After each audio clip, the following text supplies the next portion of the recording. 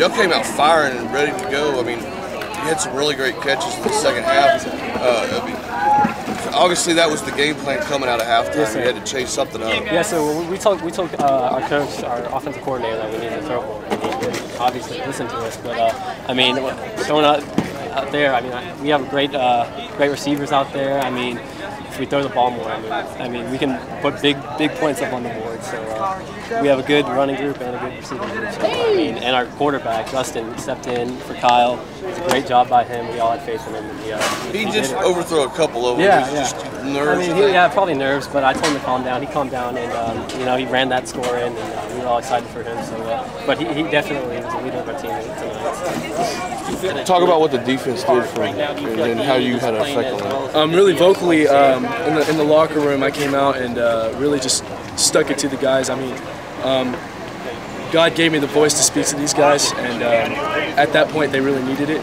We all needed it, and I think we all took it out to the field in the second half, held them, went crazy, and it was awesome. The defense had a new life to them, and partly due to obviously your talk. But what did you say exactly? Can you repeat any of what you said? Or? Well, I wouldn't exactly just hold it down on my talk. It was all the captains together. But, it was around the basis of really just us unleashing our defensive strength upon these guys. We really got deep into our talk and really got everyone excited and went crazy. Really, we plotted out what exactly was going to happen, how we were going to stuff it down their throat, and we were planning on executing that, and we did. Cool. I saw you in the fourth quarter. Gather them up again and talk to them a little bit. What'd you say then? Yes, sir. Right there, that's when we usually do our break, and the defense, our word of the year is known as unleash. And we talk about unleashing our power, and each letter in unleash has its own definition and its own way. And really, we all got together, and I told everybody what it really means and the meaning of it, and we got pumped up, got the crowd into it. Offense drove it down the throat, and then we held it. You moved from defensive end to linebacker this year. Has that been a really good change in your mind? Do you really like it? Yes, sir. Yes, sir. A lot. Really, the coaches supported me a lot, 100%, and just going from a really tough, going against big boys, to back there going against receivers and more running backs and stuff. It's been generally awesome, and cool. I've enjoyed it since spring. Cool. Good job. And did you lead the prayer after the? On the Bobby field? Wade. Bobby Wade did it. Okay. Yes, but it was all the captain's idea to come together in the end. And yes, sir. Quick comment on how physical this game was. How intense was the hitting out there on the field tonight? You can still walk, so 1 to 10. Too bad on you. 1 to 10, I give it like a good 8. It's rated. 1 to 10, I give it an 8. Have you seen anything like that this year? No, and I'm glad I saw it in the early stage. I'm glad I saw it in preseason. I mean, going into district, we're confident. We got to go do our thing during practice, but going to the district, I guarantee you, this team, the Cinco ranch is so confident. So confident. We will stay humble, but we're confident. We're confident that we are. Like, nobody can stop us. Big game for y'all tonight. I saw you got really energized and pumped up in the fourth quarter there. Yes, sir. Tell us, what was your game plan coming out of halftime?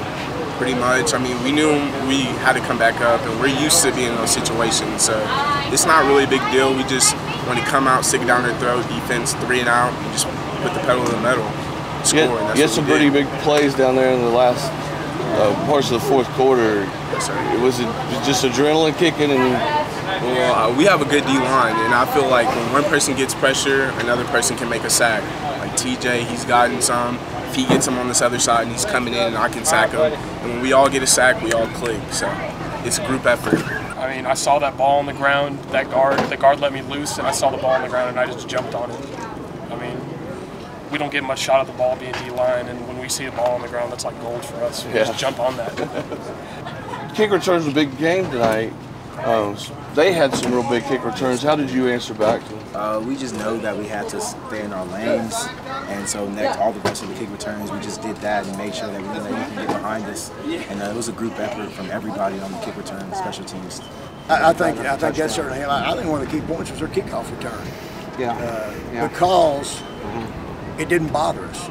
we responded to it. Yeah, And okay. I think sometimes, I mean, we just fought our rear ends off to go, 80 yards for opening the second half touchdown, and even a 2-point conversion. We even the score up, and about 12, 13 seconds, it's their favor again. So at that point in time, we could have said, oh, well, it's not meant to be, or whatever we do, they got an answer. But our kids didn't do that. So I was very proud of them for continuing to fight and never losing focus of what needed to be done. We thought it was just from the standpoint of where they were last year and what they did and how many they had coming back from what they did last year.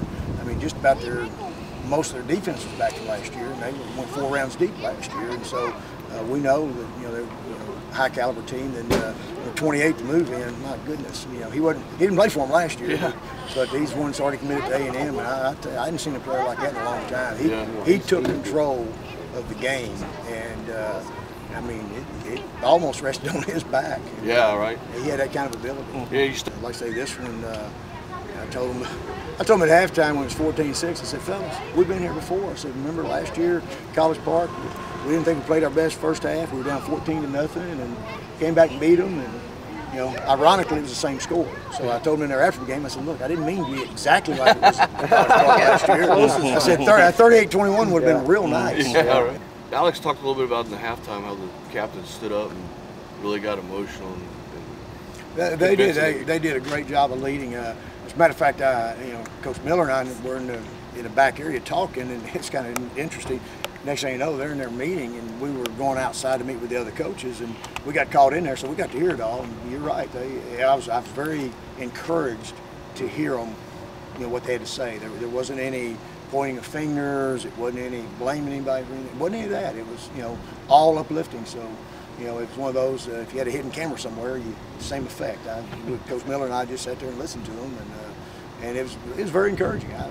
We felt good about that after they got through talking. We kind of slipped on out and met with the other coaches. But they did a good job of not losing focus. Yeah. And of course that's when I came back in and talked to them right before we went back out, and I told them the same thing. I built on what they said.